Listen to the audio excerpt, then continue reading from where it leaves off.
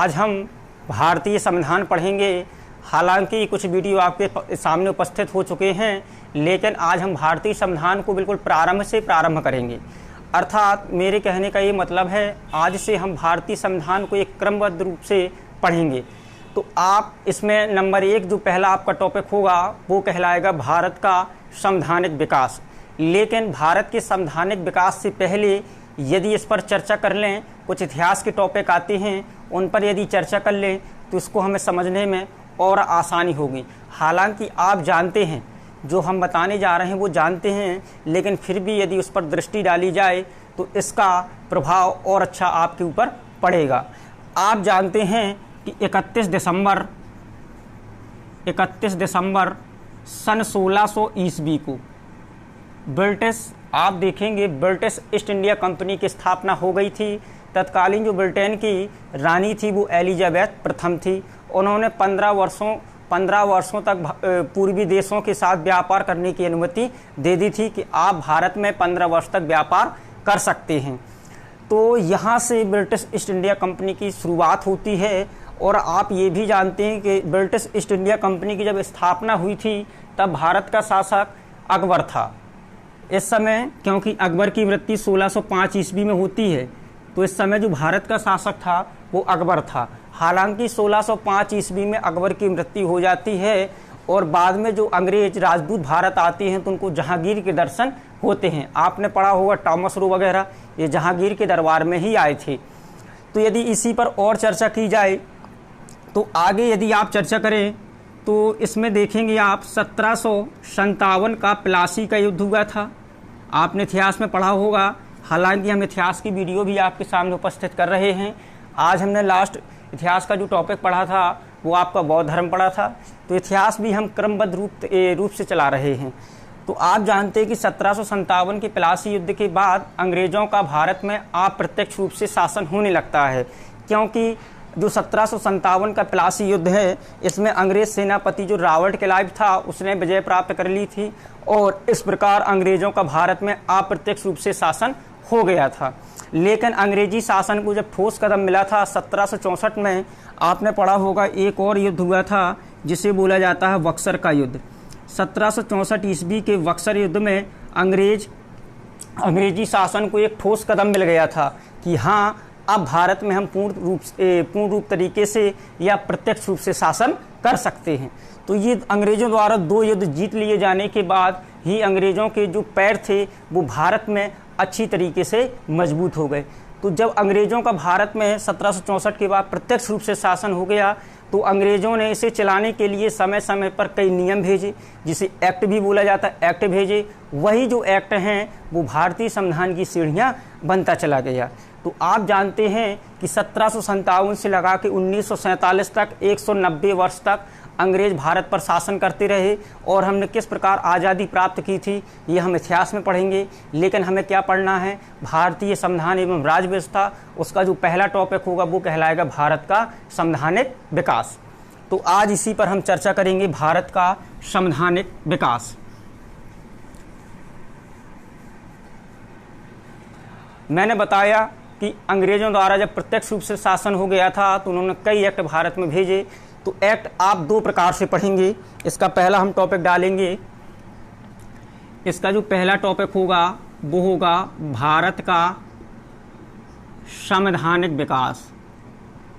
ये हमारा पहला टॉपिक होगा, भारत का संवैधानिक विकास। इसको हम वैसे तो 2 भागों में पढ़ सकते हैं। एक पढ़ सकते हैं कंपनी द्वारा बनाए गए नियम, कंपनी द्वारा बनाए गए नियम, और एक पढ़ेंगे ताज द्वारा बनाए गए नियम। इसको हम 2 भागों में पढ़ेंगे। एक पढ़ेंगे कंपनी द्वारा बनाए गए नियम और दूसरा पढ़ेंगे ताज द्वारा बनाए गए नियम।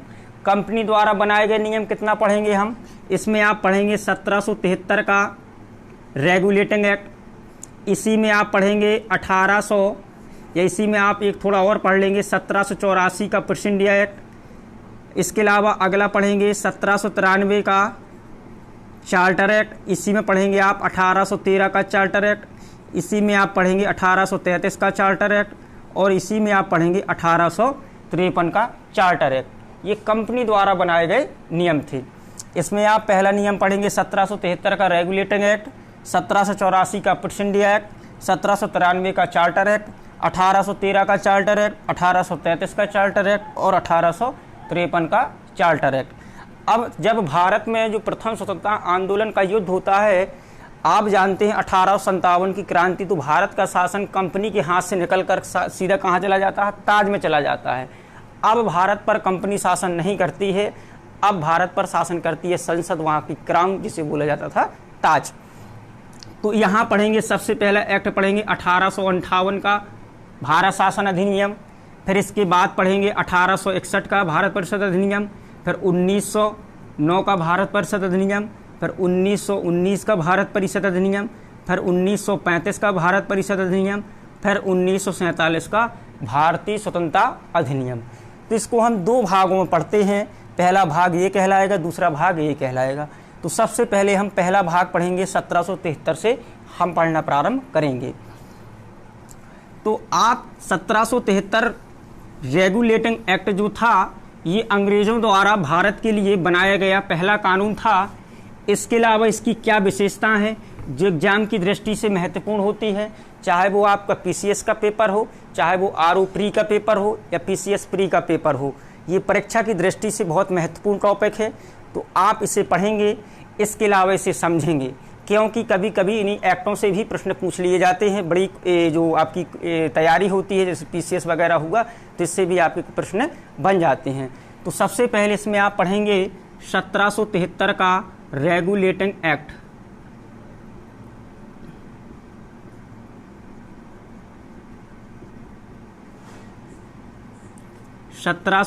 का रेगुलेटिंग एक्ट। इस एक्ट की क्या विशेषता है, सबसे पहले इस पर चर्चा करें। तो इस एक्ट की दो विशेषताएं होती हैं, प्रमुख है तो कई सारी, लेकिन आपको केवल दो विशेषताएं पढ़ना है जो कंपटीशन में आती हैं। सबसे पहली विशेषता क्या है, इस अधिनियम द्वारा बंगाल के गवर्नर को बंगाल का गवर्नर जनरल कहा जाने लगा, और बंगाल के जो प्रथम गवर्नर जनरल थे वो वारेन हेस्टिंग्स थे। ये थे बंगाल के जो प्रथम गवर्नर जनरल थे, वो वारेन हेस्टिंग्स थे। ऐसा किस लिए किया गया, आप देखेंगे एक क्षेत्र हुआ करता था बंगाल, एक क्षेत्र होता था मद्रास और एक क्षेत्र होता था बम्बई। तो यहाँ पर अलग गवर्नर होते थे 1764 में, यहाँ पर अलग गवर्नर होता था, यहाँ का अलग गवर्नर। बंगाल का जो गवर्नर होगा वो बंगाल के लिए कानून बनाता था, बंगाल का जो गवर्नर होता था वो बंगाल के लिए कानून बनाता था, जो मद्रास का गवर्नर होता था वो मद्रास के लिए कानून बनाएगा, जो बम्बई का गवर्नर होता था वो बम्बई के लिए कानून बनाता था। लेकिन 1773 के रेगुलेटिंग एक्ट में ये कहा गया कि जो बंगाल का गवर्नर होगा ये बंगाल का गवर्नर जनरल कहलाएगा, जो ये कानून बनाएगा वो तीनों जगह क्या हो जाएंगे, लागू हो जाएंगे। इसलिए हम गवर्नर को क्या कहने लगे, गवर्नर जनरल कहने लगे। और बंगाल के जो प्रथम गवर्नर जनरल थे वो वारेन हेस्टिंग्स थे, पहली विशेषता। इसके अलावा इसकी दूसरी विशेषता क्या है, इस पर यदि चर्चा करें तो इसकी जो दूसरी विशेषता ये है कि इसी अधिनियम द्वारा 1774 ईस्वी में कलकत्ता में एक सुप्रीम कोर्ट की स्थापना की गई। पूछ लिया जाता है कि किस अधिनियम द्वारा कलकत्ता में सन 1774 ईस्वी में सुप्रीम कोर्ट की स्थापना की गई थी, तो वो 1773 के रेगुलेटिंग एक्ट द्वारा सुप्रीम कोर्ट की स्थापना कलकत्ता में की गई थी। इसके जो प्रथम मुख्य न्यायाधीश थे या इसके जो मुख्य न्यायाधीश थे वो सर एलिजा एम्पे थे, ये इसके मुख्य न्यायाधीश थे पहले। इसके अलावा इसमें 3 अन्य न्यायाधीश भी थे। तो आपको इसके बारे में केवल 1773 के रेगुलेटिंग एक्ट की 2 विशेषताएं पढ़ना है। नंबर 1, बंगाल के गवर्नर को बंगाल का गवर्नर जनरल कहा जाने लगा, जो बंगाल के प्रथम गवर्नर जनरल थे वो वारेन हेस्टिंग्स थे। इसी अधिनियम द्वारा 1774 ईस्वी में कलकत्ता में एक सुप्रीम कोर्ट की स्थापना की गई, जिसके प्रथम मुख्य न्यायाधीश सर एलिजा एम्पे थे। आइए अब हम दूसरा इसी में एक्ट पढ़ेंगे, तो वो एक्ट कहलाएगा 1793 का चार्टर एक्ट।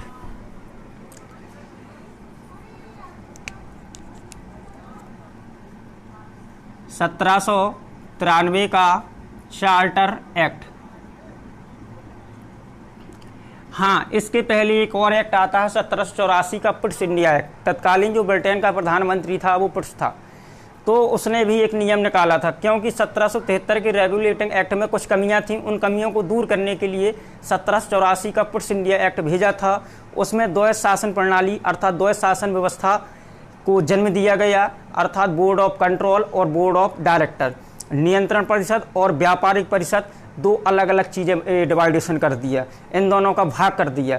तो आप 1784 का पिट्स इंडिया एक्ट बहुत कम पूछा जाता है फिर भी, लेकिन यदि पढ़ना है तो इस अधिनियम द्वारा 1784 के पिट्स इंडिया एक्ट द्वारा एक बनाया गया बोर्ड ऑफ कंट्रोल, एक बनाया गया था बोर्ड ऑफ डायरेक्टर। इतना इसके बारे में पढ़ना। इसके अलावा अंग्रेज जो भी नियम भेजती थी वो हर 20 वर्ष बाद अर्थात 20 वर्ष की उन्हें परमिशन लेनी पड़ती थी।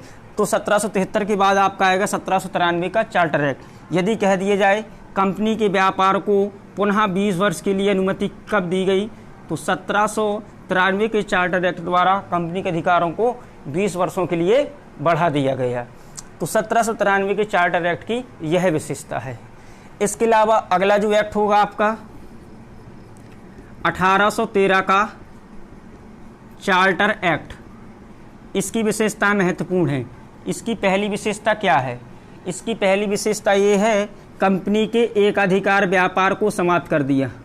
कंपनी के एक अधिकार व्यापार को समाप्त कर दिया गया, अर्थात अभी कंपनी का भारत में पूरा व्यापार चलता था। कोई अन्य कंपनी भारत में नहीं आ सकती थी लंदन की, लेकिन वहाँ की संसद ने 1813 के चार्टर एक्ट में ये कहा कि कोई भी कंपनी भारत में जाके व्यापार कर सकती है। तो वो जो एक अधिकार का शाब्दिक अर्थ होता है, जब किसी एक वस्तु पर किसी एक व्यक्ति का अधिकार होता है तो उसे हम एक अधिकार कहते हैं। जैसे यदि कह दिया जाए कि केवल भारत की टाटा कंपनी ही जापान जाके व्यापार कर सकती है तो वो एक अधिकार है, लेकिन कह दिया भारत की कोई भी कंपनी जापान जाके व्यापार कर सकती तो वो एक अधिकार नहीं है। इसके अलावा कह दिया जाए केवल एक कंपनी ही, जैसे मान लिया कहती टाटा कंपनी ही साबुन बनाएगी तो ये गलत है। टाटा कंपनी यदि साबुन बनाती तो वो एक अधिकार है, और भी कंपनी यदि साबुन बनाती तो वो एक अधिकार नहीं है। तो कंपनी के एक अधिकार व्यापार को समाप्त कर दिया। इसके अलावा यदि इसी में चर्चा करें तो कंपनी केवल चीन के साथ चाय के व्यापार पर एक अधिकार बना रहा, अर्थात केवल ब्रिटिश ईस्ट इंडिया कंपनी ही चीन के साथ चाय का व्यापार कर सकती है, कोई अन्य कंपनी नहीं करेगी। तो ये चाय के व्यापार पर इनका एक अधिकार ज्यों का त्यों बना रहा। इसके अलावा इसकी जो दूसरी विशेषता है, कंपनी ने भारतीय शिक्षा पर 1 लाख रुपए व्यय करने का प्रावधान बना दिया। क्यों बनाया? क्योंकि भारत की जो अधिकांश जनसंख्या थी वो अनपढ़ थी, उनको थोड़ा पढ़े लिखे इतना पढ़ाना था भारतीयों को, कम से कम वो बाबू बन सकें, क्योंकि वो यदि इंग्लैंड से पढ़े लिखे व्यक्ति ला रही थी तो उसको पैसा ज़्यादा देना पड़ा। इसलिए इन्होंने सोचा कि भारतीयों को इतना पढ़ा दिया जाए कि वो हमारा कार्य करने लगे। तो कंपनी ने भारतीय शिक्षा पर 1 लाख रुपए व्यय करने का प्रावधान बना दिया था। इसके अलावा तीसरा जो इसका महत्वपूर्ण वो बात है वो ये है कि ईसाई पादरियों का भारत आगमन हुआ। कहने का मतलब ये है कि ईसाई धर्म के जो प्रचारक थे उन्हें भारत भेजा गया कि आप ईसाई धर्म का प्रचार प्रसार करिए। इसके अलावा जो भी ईसाई धर्म स्वीकार कर लेगा उसे अच्छे से अच्छे पद दिए जाएंगे। इसके अलावा उसकी पूरी निगरानी होगी, उसे हर प्रकार की मदद दी जाएगी। तो पूछ लिया जाता है किस अधिनियम द्वारा ईसाइयों को भारत आने, जो ईसाई धर्म के पादरी हैं उनको भारत आने की छूट कब दी गई थी? 1813 के चार्टर एक्ट द्वारा इनको कहा गया था कि ईसाई पादरी भारत आ सकते हैं और ईसाई धर्म का प्रचार प्रसार कर सकते हैं। तो इतना इस एक्ट की विशेषताएं थी। इसके अलावा इसी का जो अगला एक्ट होगा वो कहलाएगा आपका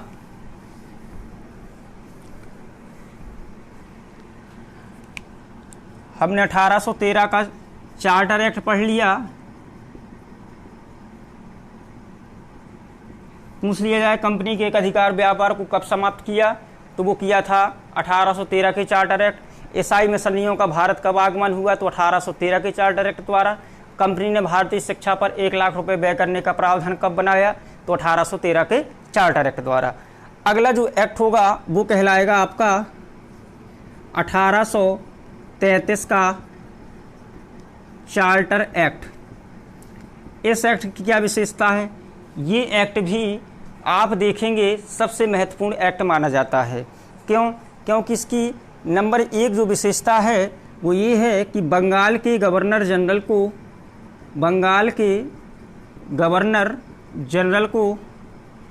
अब बंगाल की जगह हम भारत का गवर्नर जनरल कहा जाने लगा।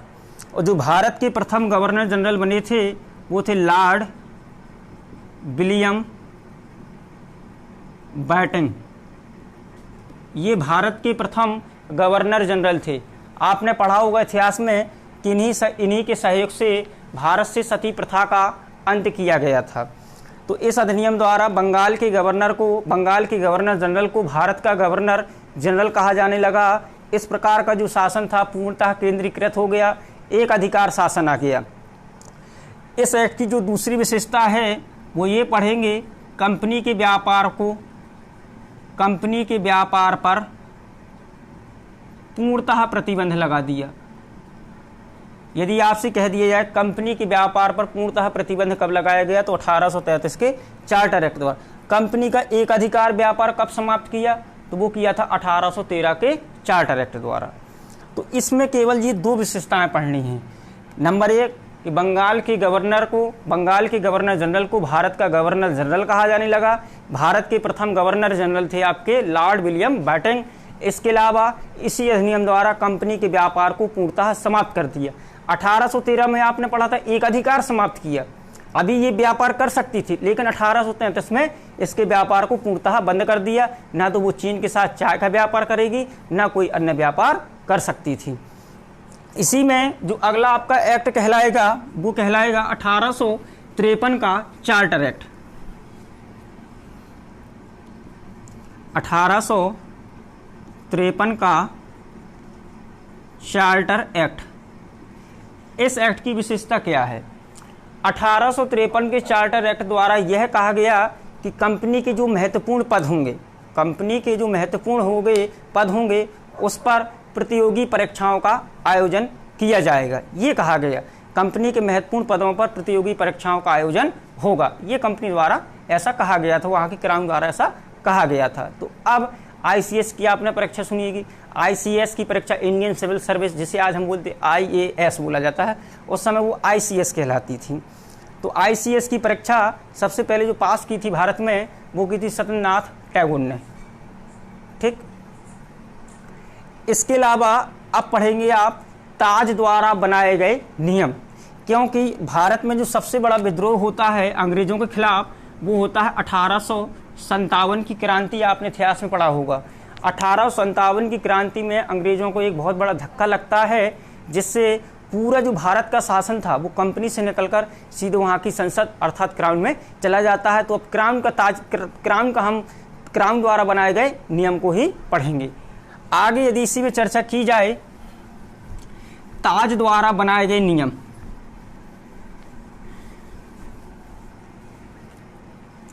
इसमें सबसे पहले जो वहाँ की संसद द्वारा बनाया गया नियम था, ताज द्वारा बनाया गया नियम था, वो था आपका 1858 का भारत शासन अधिनियम।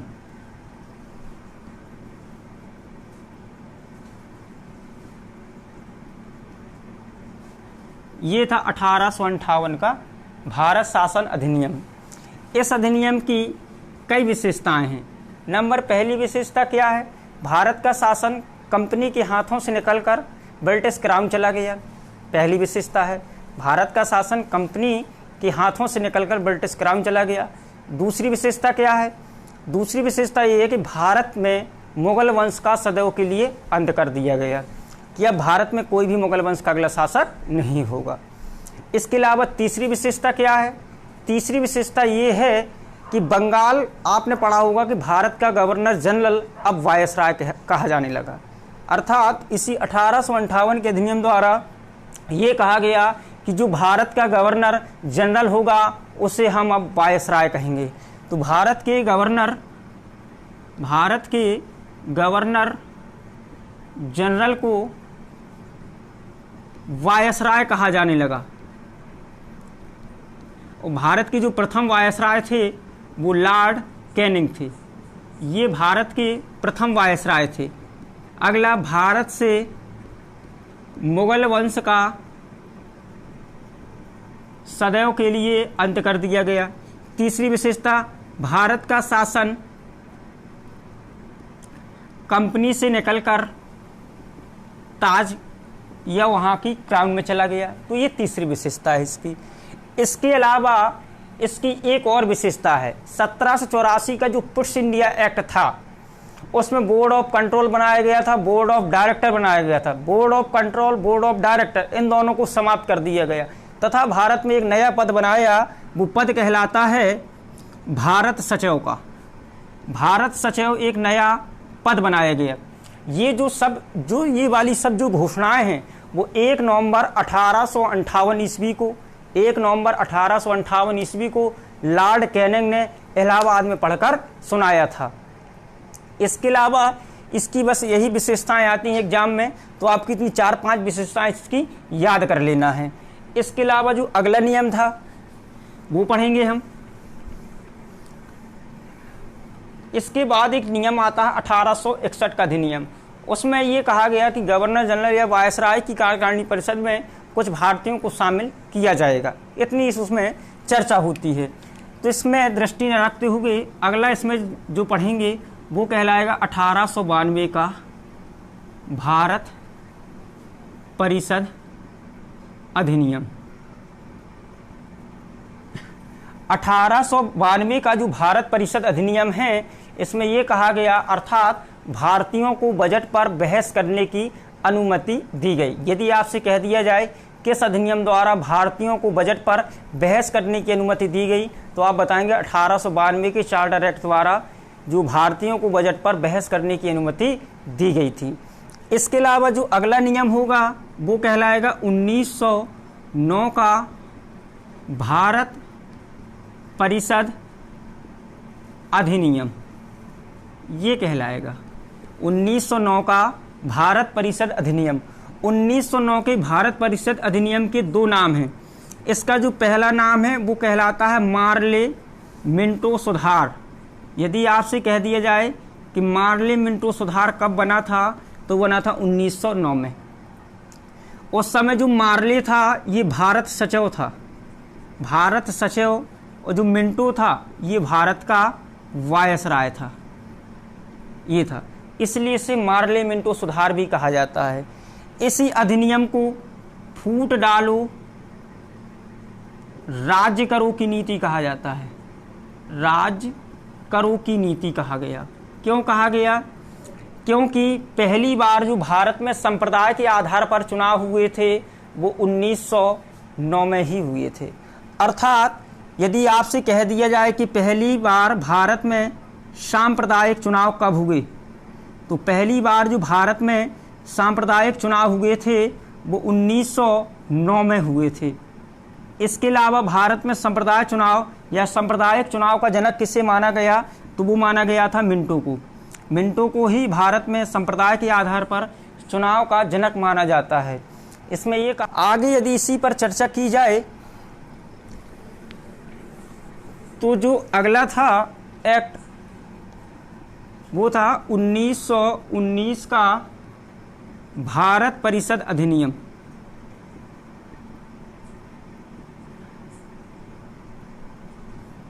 उन्नीस सौ 1909 में आपने पढ़ा था पहली बार भारत में सांप्रदायिक चुनाव हुए थे, और भारत में सांप्रदायिक चुनाव का जो जनक है वो लॉर्ड मिंटो को माना जाता है, जो भारत का तत्कालीन वायसराय था। अगला नियम पढ़ेंगे 1909 का भारत परिषद अधिनियम। इस 1909 के भारत परिषद अधिनियम को हम मॉन्टेग्यू चेम्सफोर्ड सुधार कहते हैं। मॉन्टेग्यू चेम्सफोर्ड सुधार कहा जाता है।